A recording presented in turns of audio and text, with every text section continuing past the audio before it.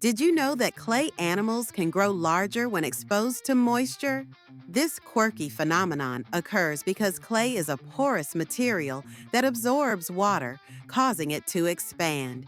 Imagine a tiny clay elephant doubling in size after a rainy day.